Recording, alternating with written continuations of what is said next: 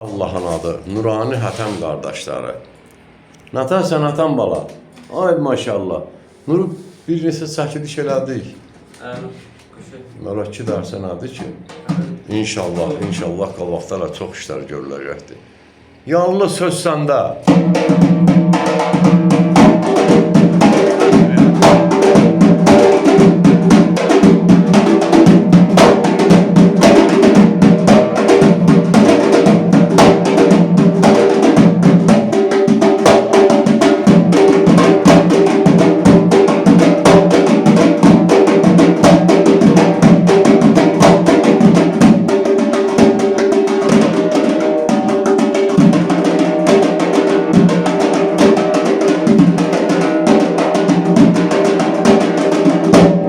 Trimolu ver görüm.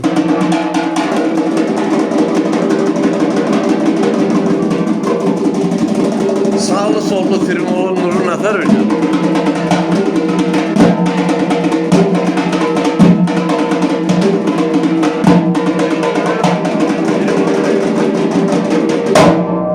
Söz səndə ay nuru. Bir dənə şırtığımızı başlayalım.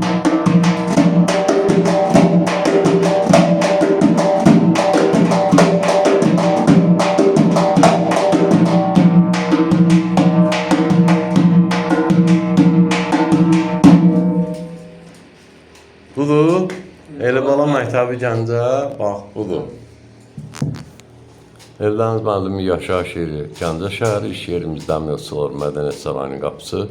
Xalqın ballarının üzünə açıqdır, biz hazırıq, qəbul eləyək. Nəyi biliriksə də, sizin tələbə qazanacağım. Sağ olun.